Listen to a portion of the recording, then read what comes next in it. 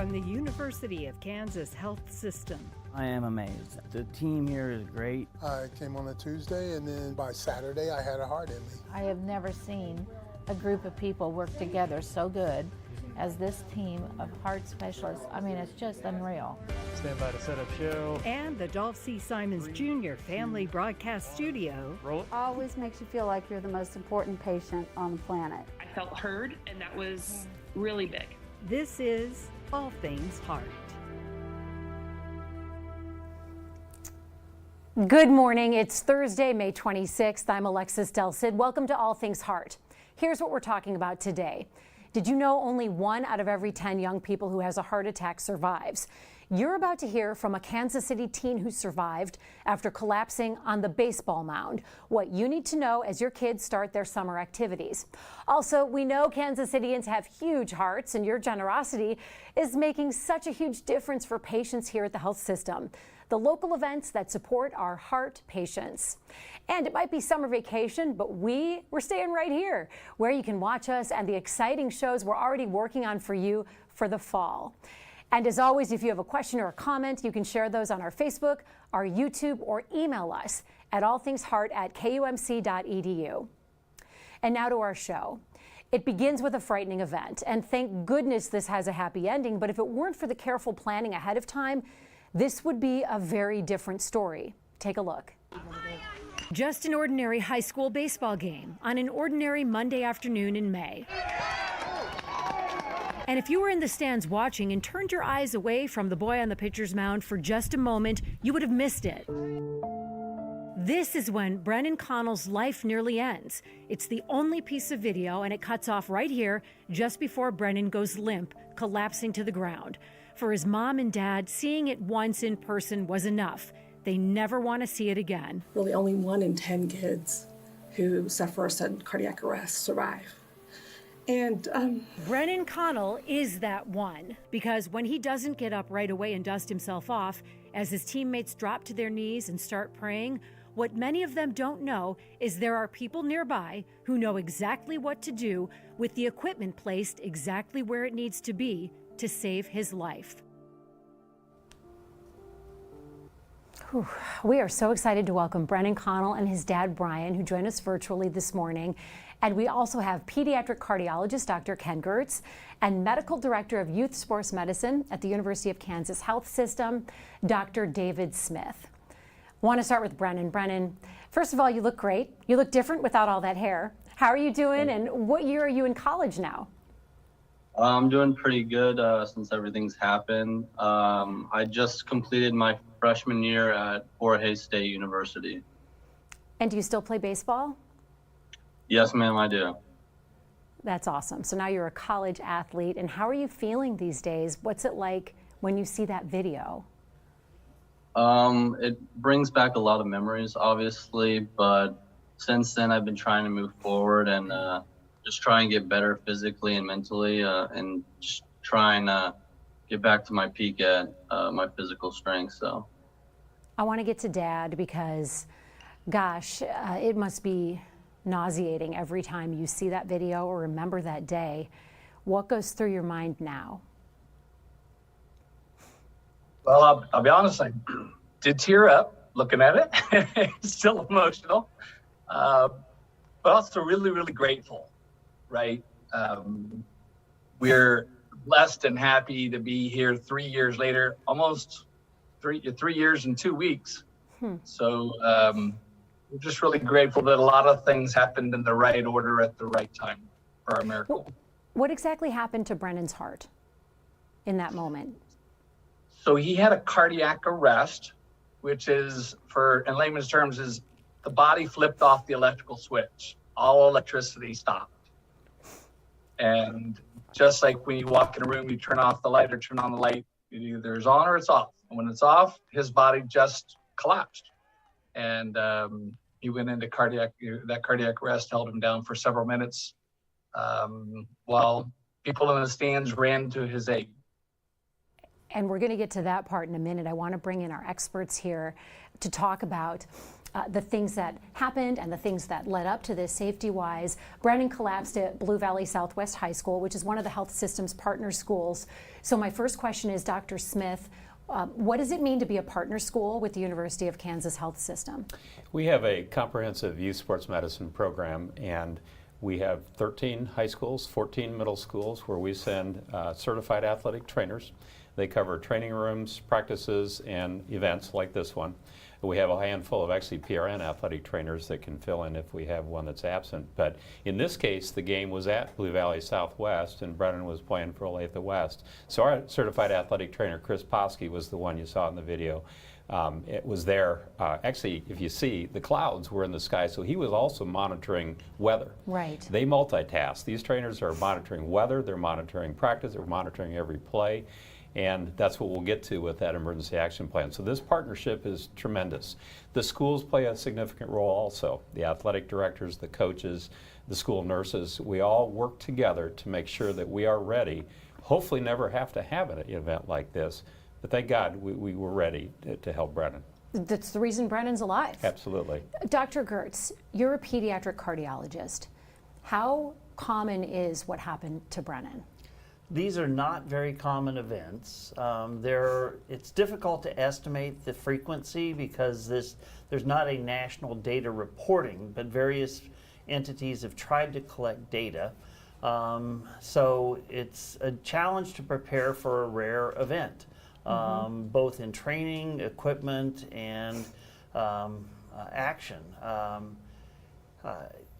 Estimates can be as low as 1 in 100,000 athletic participants to somewhat higher rates of participation. But again, it's a difficult thing to have exact numbers on it. There are some estimates of the number of sudden unexpected death amongst athletic participants that range from as low as 10 to 20 per year to over 100 per year. When it comes to the system that you had in place, Dr. Smith, I know a big part of your passion and your career is helping to implement these emergency action plans at various schools. So what in this plan helped to make sure that time was on their side and that Brennan had a fighting chance? Well, it's interesting because we call it the EAP, the Emergency Action Plan. We have that in place at every single school that we work with. This one is interesting because the first base coach who was coaching for Blue Valley Southwest was actually an EMT. So he was right there. So that was lucky. Yeah, right? Yeah, lucky or God ordained. I mean, it's pretty amazing. Up in the stands was a retired ER doc. I understand there was a nurse practitioner in the stands. Wow. And then our certified athletic trainer. That emergency action plan is practiced 3 times a year. We do a fall, winter, and spring practice. We literally go through scenarios like this with our athletic trainers so that we know it's seamless. We always find possibilities that could happen. We fix those. It's in writing. It's actually, we now have partnered with Johnson County EMS, so they have these same EAPs accessible so that when we call 911, they see it's at Blue Valley Southwest, they can look up which gate to come in with their ambulance and ready to get them out. I understand that the coach for Olathe West actually used to be at Blue Valley Southwest and came to Chris, who said, I know the EAP, let's get the AED. The AED was right there. I mean, everything happened like it was supposed to, and Brennan is the benefactor of that. And the EAD was close by because that's part of the plan, is you can't have that on another field in another building. Absolutely. Even 100 yards away. Was it on a golf cart? It was on the golf cart, yeah. We have them in multiple situations or places. It's interesting, over my career, twice, I remember one, this is way back at a high school that I was not part of, had it up in the concession stand area, so someone had to run up there and then bring it down to the field. We had a school once that I had heard about, had it locked in the maintenance facility with the lawnmowers and things, and the only one that had the key was the maintenance person. That AED is worthless. We need to have them accessible, and Ken can report to that, how quickly you need to get electricity on the heart in order to restart. And Brian, I like what you said, the lights went off. Yeah. Well, we just needed someone to flip the switch, and we had that electrician available. Well, Dr. Gertz, let's talk about that. How quickly does that device need to be implemented? The goals are to get an AED attached and go through the sequencing of activating it, getting the information back from it within 90 seconds or so. 90 seconds. The first thing is for individuals to provide high quality CPR, chest compressions. So responding, the American Heart Association for lay CPR is doing chest compressions, high quality chest compressions at 120 compressions per minute. There are different tunes that they suggest thinking about staying alive, right. That rhythm, which is a beat of about 120. If you go back to doing disco rhythm, you've got what you need to do. But providing that initially, don't worry about air or ventilation or things like that. Just do high quality chest compressions until the AED is there, and then go through the sequencing at the AED. But the sooner it's on the chest, the sooner it's getting you the data and information you need, the better your chances of having a good outcome. I want to bring Brennan back in. Brennan, you said that when you see that story, it brings back a lot of memories for you. What's the last thing that you remember of that day? It comes in flashes, but I mostly remember parts of pitching and like parts of the game. But up until like that whole time, it's all blurry, it seems, at this point now. So you remember pitching, then there's probably a black space in your mind. What's the next thing you remember? Waking up in a hospital, in the ambulance? Next, I had more flashes of consciousness on the stretcher, getting stretched out, waking up in the hospital, the ambulance rides, everything along the way, pretty much to the last hospital I ended up, Children's Mercy. And then Brian, you're in the stands just watching your boy pitch at a regular game. You see him go down. What do you do?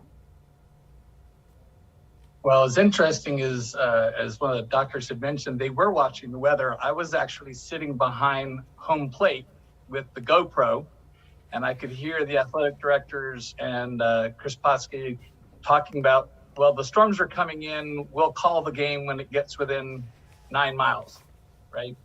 So initially, I thought it was lightning that hit him, to be honest. But as soon as he went down, I stood up and yelled, "Medic!"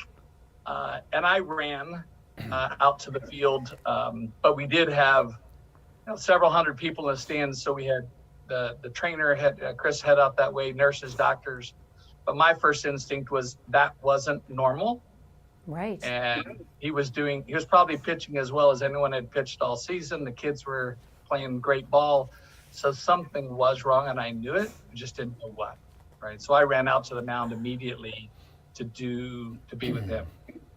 You've talked about how grateful you are that whether it be an act of God, as Dr. Smith was saying, or just luck, that there were fans in the stands and one coaching first base that just happened to be there who knew CPR, who were able to spring into action. Can you talk about that? Yeah, that was probably, we always call it the first miracle that it happened at that field at that time, because there were nurses, doctors, former ER folks who had not been to games yet. Our coach, Coach Sabbath, was their head coach at that field. He knew the AED was in the gator next to their dugout, right? Having trainers there. So within 30, 45 seconds, it had realized it was cardiac arrest. They were cutting open his jersey. Coach Sabbath actually physically himself ran to the gator to grab the AED, even though it hadn't been asked for yet. But he just, you plan the EAP. Mm-hmm. And as soon as they said, they started CPR, which Dr. Gertz mentioned, the body carries a lot of oxygen. So just get that going right away. When the nurse that was pretty much taking control said, "I need the AED," it was literally right there. And they applied it, listened to the machine, followed the directions on the machine. In the first pump, he gained a little bit of consciousness, so they didn't actually have to use it more than once. But that was 3.5 minutes maybe without an electrical pulse.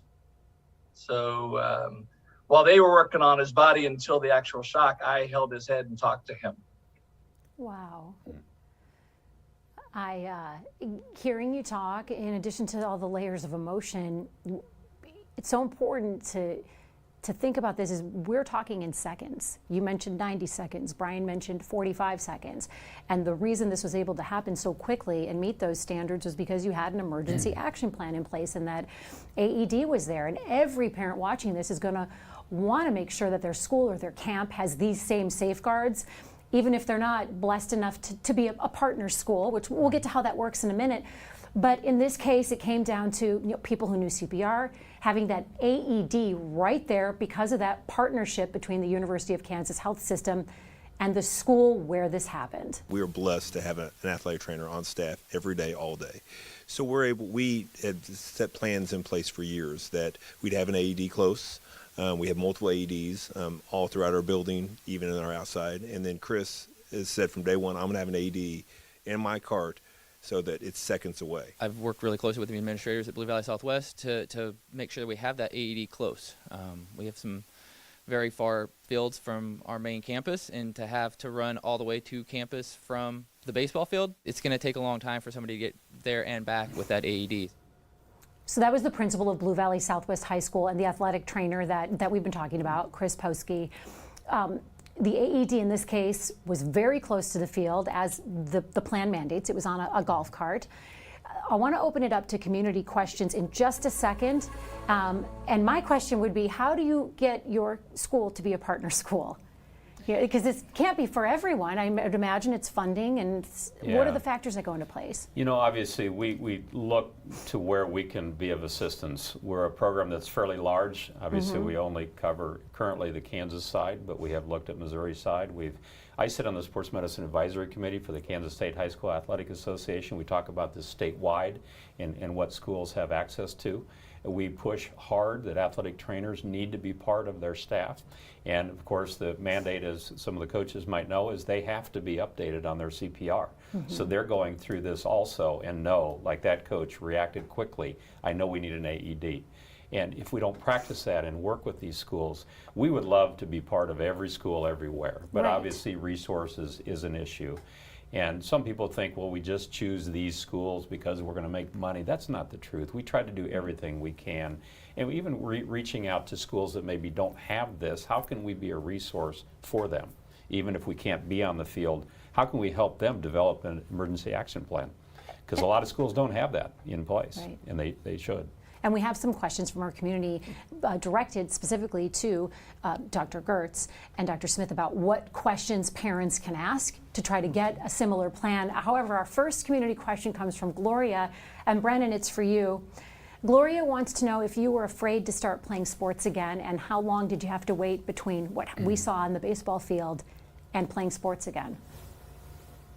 Yeah, so obviously it was a little intimidating getting back into everything. But the first sport I actually got back into was basketball. So I got into basketball that next winter, and obviously it was a little scary with like all the contact and stuff. But I was fortunate enough to have like protective shirts to protect the center of my chest, and then my ICD on my side. So I was pretty well prepared getting back in, and I had been working out and building up strength and speed to play sports again. But it took about I'd say six to 8 months for me to get back into sports. I mean, it made me happy, so I knew that was something I wanted to get back into. Brian, I've got to ask the follow-up from parent to parent. How long did it take you to feel comfortable watching your son play sports again? I wanted it immediately. Oh, interesting. How come? He wanted it immediately. A lot of what motivates persons to heal is what drives them. And he was a varsity soccer player, varsity baseball player, varsity basketball player. Sports motivated him. He wanted to get out of that hospital to his teammates. And when your child wants that, you want that, but you also ask the questions. Is he safe? Do we have the right materials? Is he protected? Is he ready to go? And we worked with cardiologists and local staff to ensure they had signed off on it, right? That all his injuries had healed. And when they gave the green light, he was out throwing the baseball. And when they gave the trainers and the schools and the doctors gave the green light with protective devices, he had padded shirts like G-Form has them across the heart and stuff. I said, he can play if, and so we got those. And the first time he got knocked down on a layup and he ended up on the ground, yes, you take a gulp and you say, oh, he bounced up. All right, good. But I think it was easier for us as his parents because we know his love for his athletics and his teammates. I think a lot of other families were more worried for us than we were for him. Marie has a question for the doctors. Marie would like to know, would Brennan have died if that AED was not on that golf cart so close? Who wants to take that one? I'll start since Okay. I'm not the expert that Ken is on the heart, but I would say we just don't know. I mean, he may have been fortunate had the AED been brought a few minutes later, or they may have saved his life, but he could have had some permanent damage to his brain. We just don't know, and I'm glad we don't have to think what if. And I hope that in every situation like this, we have exactly the same type of scenario, but sometimes it's just not going to happen. Dr. Gertz. Most of the data for out-of-hospital arrests show that if you don't get defibrillation or an AED applied within 3 to 5 minutes, your outcomes are not good. Wow. Either not surviving at all or surviving with often devastating neurologic injury. No matter how good the quality of CPR is, at some point, and that's somewhere in the 3 to 5 minute range, CPR by itself is not sufficient. There are rare exceptions to that, but we don't want to act on those rare exceptions. So 3 to 5 minutes is kind of the window we've got to respond quickly, appropriately, and efficiently. This is my question as a community member. Are AEDs expensive? What would prevent a school from having 5 or 6 nearby every activity at all times? They vary in price, I know, depending on, are we talking $50,000 or $1,000? Like, when I priced them out, I'll tell Alexis, I considered getting one because I do a lot of boating with my family, and we had some older folks coming down with us, and I thought maybe I need an AED right there because the access to them from the water is, take us 20 minutes. And so I priced out some that were about $5,000 to $10,000, which is a lot of money. It was a good one. It was actually a time when my dad was also coming down to the lake, and his heart was good, but I never know what could happen. Sure. Now I'm getting in that age group, and I'm wondering what might happen if but it something happened to happens Brennan, to me. so it You doesn't never mean know. age. Yeah. In fact, I encourage people, if they work out at health clubs, make sure they have an AED, that it's charged up. They have an emergency action plan there. Our church has one. And it's important in churches and schools and health clubs and malls and stores and wherever people exist. We need them out there. Yes. I have a good question from Amanda. I think this would be a question a lot of people have, and it's for Brennan again. Amanda would like to know, Brennan, if you remember feeling like anything was wrong during the day before you had a heart attack. Do you have any memory of not feeling right? No, I was pretty much 100%. It was so weird because it came out of nowhere. I've told all the doctors that I felt exactly like myself, and nothing felt different to me. Jenny has a question, and I would think this would probably, well, I can ask either one of the doctors this. It's an interesting question. She wrote, not sure if you can answer this, but I wonder how many camps coaches get proper training on heat stroke. My husband was trained to be an athletic trainer, and he says one of the main issues is that his training said a rectal temp is the only way to get an accurate temperature, which obviously would be hard and strange and awkward to get from a child when you're, but how do you do that? Are there other, she would like to know, more accurate or as accurate methods of getting a true core temp? Interesting you should ask that, because we have worked on that for the last few years, and every single one of our partner schools, those athletic trainers do have a core rectal thermometer, and they're trained, and we don't practice on one another. Right. We actually have a model that's it's a fake model, a mannequin, that we train, and we train on getting them in cold immersion, whether that be a cold tank or what we call the taco method, where they put ice in a big tarp and they roll them up in that and cool them down. You just have to have a core temperature in order to determine what happens next. We say cool first, transport next. If they transport to the ER, you've wasted time with that type of heat stroke. So I know that raised some angst. Parents were thinking, you're going to do what? I said, save your son or daughter's life. That's why we're however doing this. It takes. Yeah, it's just like the AED. Yeah. You know, if Brennan cared about splitting his nice jersey and getting to the chest, then he wouldn't be here. Right. I had it happen on a plane with someone who went down, and they started chopping his polo shirt, and he fortunately was alert and said, hey, quit doing that, that's an expensive shirt. But he looked like he was going into some kind of arrhythmia. You're going to lose your shirt, but we might save your life. So the core temperature is very important. Jenny, thank you for that question. It gives me a chance to get back on my soapbox, because we're coming up to heat time. And Ken, you can talk about the heat that we're going to be experiencing here in the heart. Before I want to get to Dr. Were you the doctor on the plane where you stand up and you're like, I'm a doctor? You know, no, I never do that. I put the magazine over my face hoping that they get someone else. No, it was interesting. We're going to a sports med conference, so we had a neurosurgeon, 2 sports med docs, a pediatrician, and an anesthesiologist and an ER doc.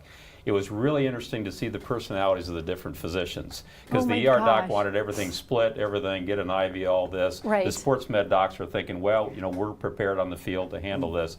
The neurosurgeon was at the head, ironically, where they usually should stay, and he goes, aren't we supposed to do something with giving them an aspirin? Oh. Good point.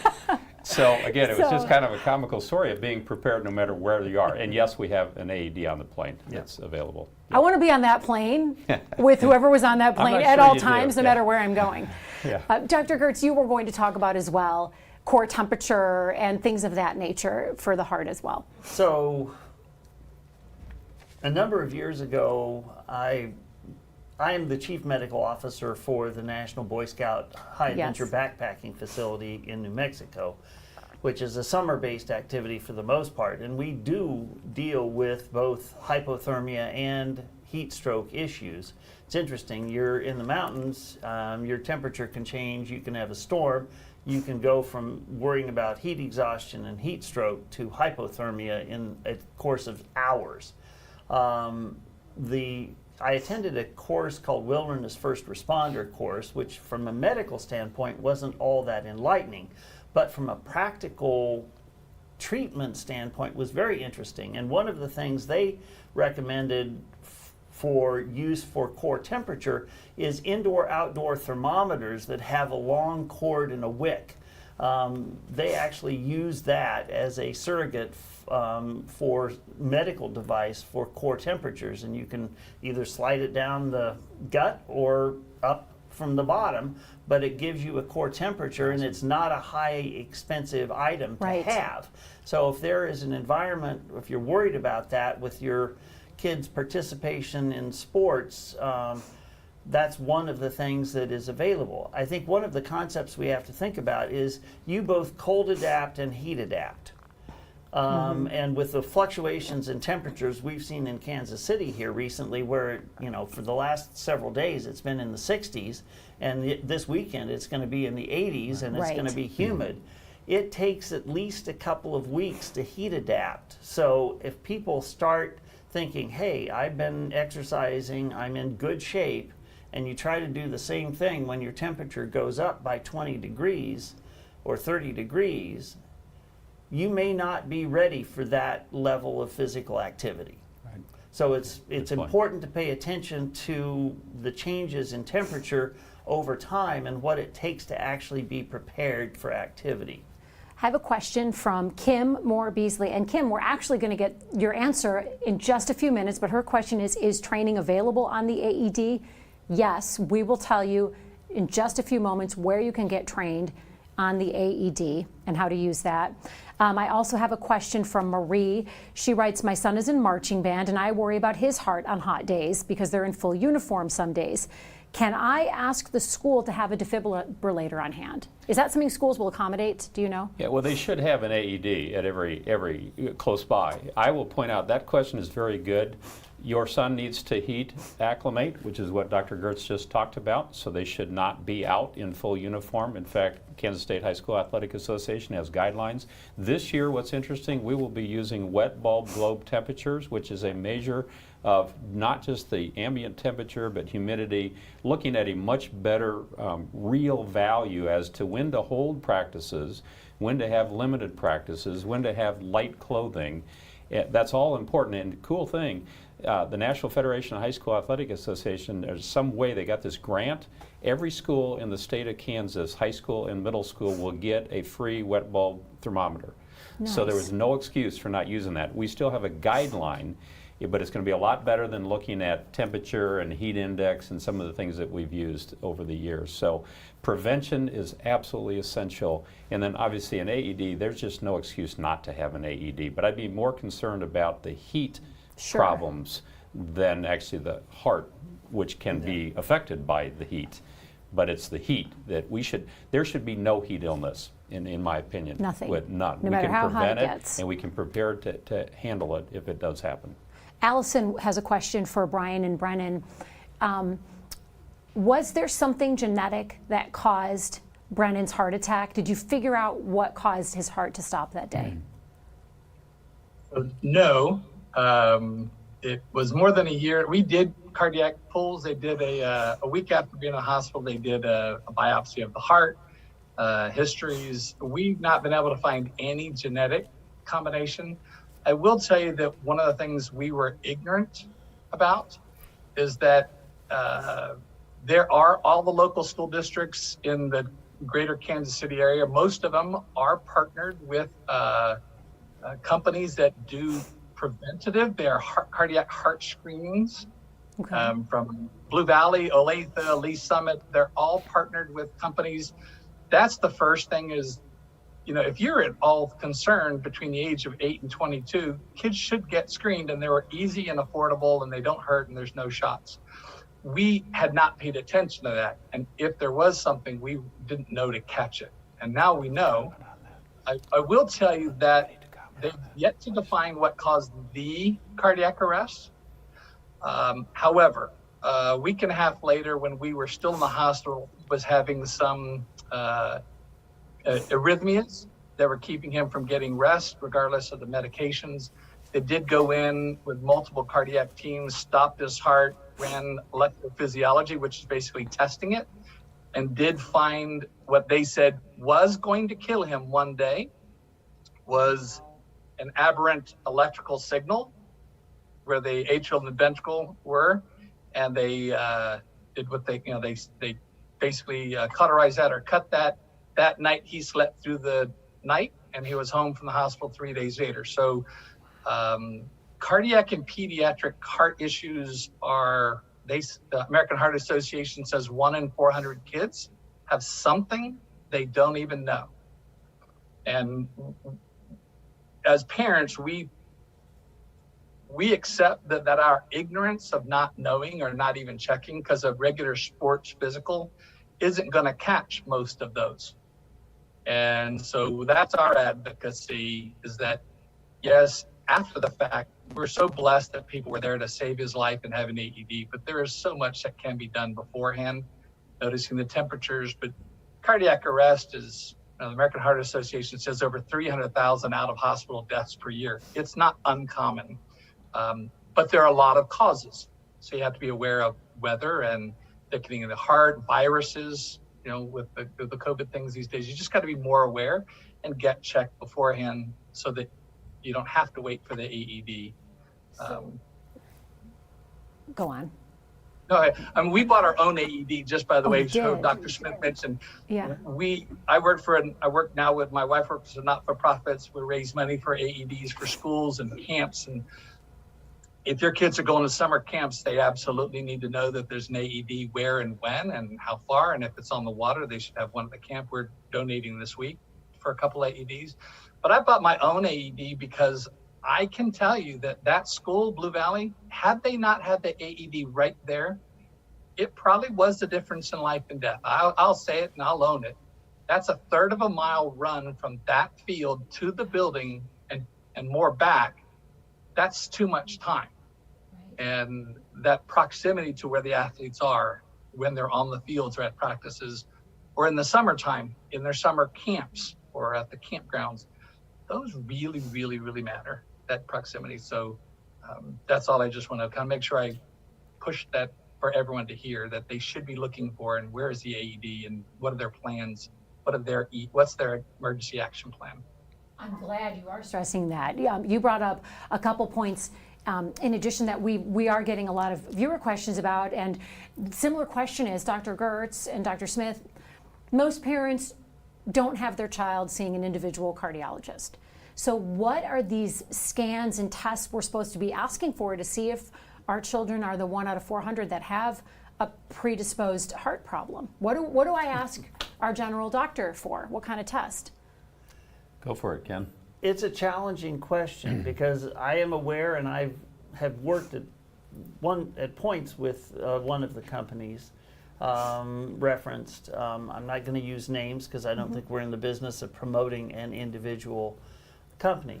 The data behind organized screening programs is limited, particularly in the United States. We've got such a heterogeneous population that it is difficult to show that widespread screening has had a reduction in sudden unexpected death amongst athletes. Now, there are countries such as Italy with universal health care and with a more homogeneous population or uniform population genetically that has shown benefits, particularly with EKG screening for certain conditions that tend to run within those populations. Some of the programs will do a very limited echocardiogram views, 4 views. Others have a bit more extensive views of the heart by echocardiography, looking for conditions called hypertrophic cardiomyopathy, excessive thickening of the heart muscle, or dilated cardiomyopathy, a heart that's too big and not pumping effectively. EKG screening for certain conditions. The challenge with EKG screening is that there are EKG changes in athletes, and if you're not trained to look at EKGs carefully, you may not know the difference between what should be appropriate for an athlete and what may be concerning. So there are challenges with those screening programs in terms of who's doing it, the accuracy, and then who's reading it. I think they're out there. The cost varies. The unfortunate thing is right now those don't necessarily penetrate certain communities as well. Again, I'd say most of the data has not yet said this is life-saving in terms of overall data, but I think if someone wants to do it, just be aware that it may or may not provide all of the protection you're looking for if you choose to do it. And my comment on that is, as a primary care sports medicine physician, if you choose to go through with that, which is fine, remember, if you come out the other end and they say everything looks good, doesn't guarantee that your heart's good. So that if you were to have any type of symptom, you get a little more dizzy than normal when you're working out, a little more shorter breath than your teammates, something's not feeling the same. Or if you have a viral illness, and I'm not going to just pick on COVID, I'm talking about any illness, you make sure that you fully recover and slowly ramp back up into your sport, just like probably Brennan had to do, because the tests are not perfect at all. So do not hesitate to bring that to the attention of your coach, your athletic trainer, your parents, your physician. If your physician says we need to see an expert like Dr. Gertz, then we go for it. So the tests are good, but not perfect. One more question. Actually, I have two more. First one, you mentioned COVID. So I want to ask this. Are you worried about seeing more heart problems in young people as more kids are post-COVID and going back to their sports and their camps? Dr. Gertz, I'll start with you. The answer is yes, but we don't know how much more worried we should be. It seems as though it is relatively rare for there to be significant post-COVID complications in healthy adolescents, but it's not unheard of. And so I think what Dr. Smith described, paying attention to symptoms after the illness. Are there things that are unusual? Do you feel more short of breath after activity? Does it feel like your heart's racing faster after physical activity? Do you have lightheadedness? Do you have nausea? Do you have weakness? Do you have unusual things that may say that there is something beyond the norm? You know, one of the things I would advocate for in terms of trying to screen for risk is really know your family history. Now, certain conditions are not evident by family history, but others are. And we find when I interview parents and children, a lot don't necessarily know the details of their family history to know what happened to for the child, the great uncle or the uncle, grandparents and so forth.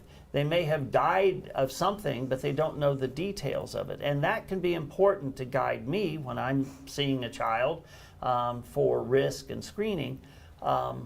What might be going on? What do we need to pay attention to? There's a parent watching right now, I can guarantee it, that doesn't have this amazing partnership at their kid's school. So they're going to go to the PTA meeting or the school board or what have you. What are the top two things, Dr. Smith, that parent needs to march right in and ask for that would keep their kid as safe as possible if they had to ask for two things? Yeah, two things. First of all, remember, the school should also be a partner with us on providing the health, what is necessary to provide the health and safety of the athlete. So they might ask, number one, just ask, do you have an emergency action plan? They may not have an athletic trainer, but do they have an emergency action plan for everything? The drama team, the band, the football players, the fields that are far away, where the cheerleaders, you know, you could even go the bowling. Heavens, things could happen at the bowling alley. So is there an emergency action plan? If they say no, then say, at what date will you have that implemented? I mean, you want an endpoint. Right. I want it done in a month. You pull it together. We'll help share our emergency action plan if we can, you know, do that for people. Right. And even the state of Kansas through our Kansas State High School Athletics Association. Number two would be somehow, you know, there's always that, well, we don't have the resources. It's going to cost money. Well, listen to what Brian just said. They have started an outstanding not-for-profit. Thank you for doing that. It's great. If we have to access those kind of programs to help a school out, let's work together in this city to do that and set the example for the nation on what we need to be doing. So those would be my two major things. And if they give you pushback, then I say you find some others to go to the next meeting and let's hold it again and see what can be done. Absolutely. Because lives are at stake. Absolutely. Yep. Along those lines, if you want to learn CPR, and this was a question that we have gotten in our discussion, it is easy to get certified. Go to the American Red Cross website. Put in your zip code. You will find a list of classes that are closest to wherever you are, whether it's in person or online. You can even take a class to get your AED certification, because the American Red Cross believes that every person should be within 4 minutes of an AED, along with someone trained to use it. Our experts would say they need to be within arm's length of an AED at any moment. It could be you that uses it or you who needs it. So we've posted a link to find the classes in our comment section below. Go there, sign up, learn CPR. And now we want to get to your final thoughts from today. I want to start with Dad. Brian, what are your final thoughts today? We're lucky. We're blessed. I am connected now to hundreds of families across the country that their child didn't survive it.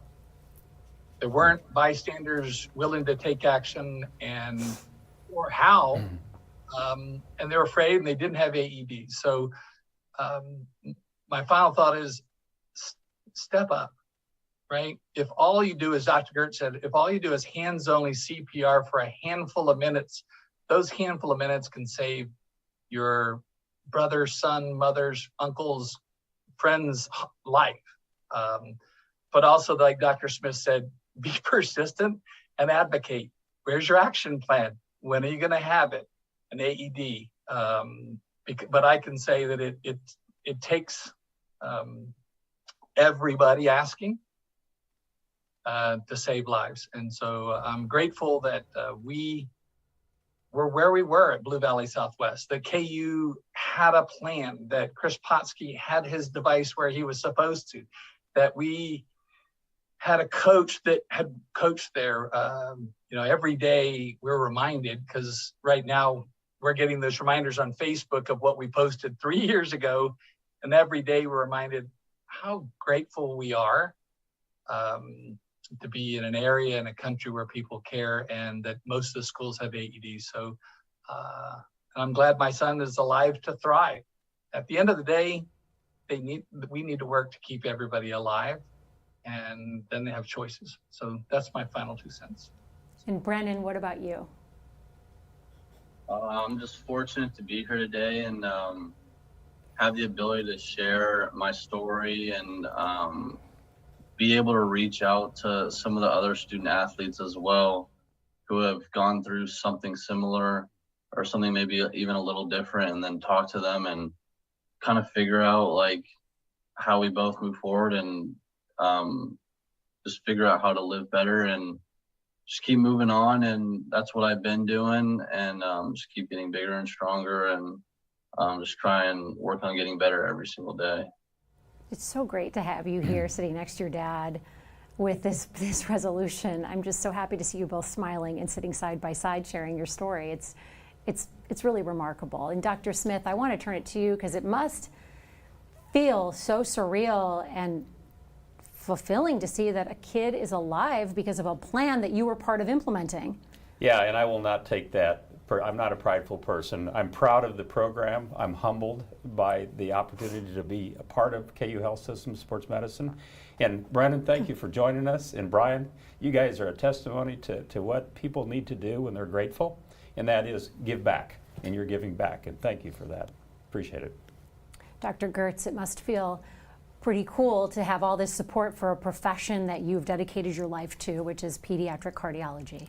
It is. The one thing I would add to what's been commented on in terms of not only having the equipment and the plans, but then once you've got it, practice is important. Rehearsing the events and continuing to do that. We know that the quality of CPR drops off when you don't practice it. We know that the facility of using an AED isn't great unless you practice using it. So not only having the plan, having the equipment, but having routine rehearsals so that when you have to act when it's real, you do so smoothly, efficiently. We see that all the time in rehearsing CPR within a hospital. It's even more important to rehearse it when you're out of a hospital and you don't have all the resources. Case in point, Brennan's point. Everybody knew what to do, and they knew to do it quickly.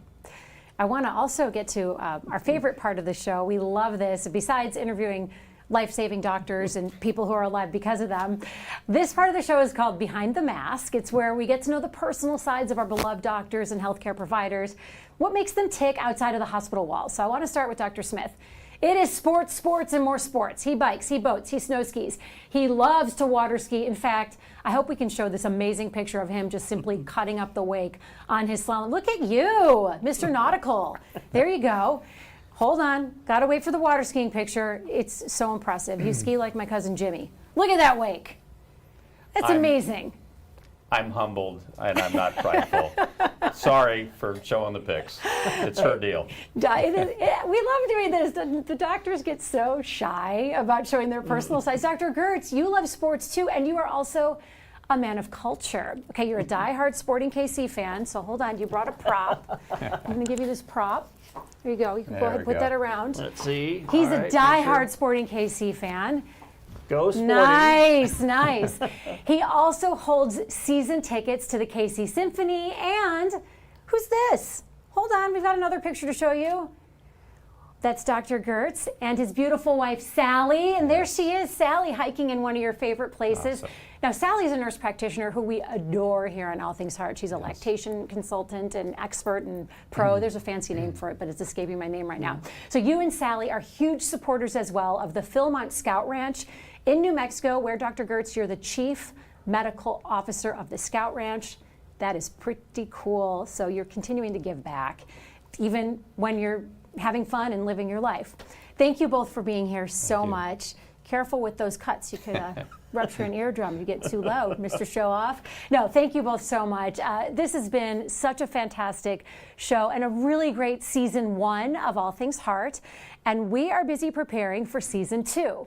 So we want to give a huge thank you to our viewers and the whole community for all the support and the amazing questions and support we are seeing throughout the entire year, and all these events that everyone watching is supporting that ultimately benefit the cardiac patients here at the University of Kansas Health System, from the Parade of Hearts to Golfology for Cardiology.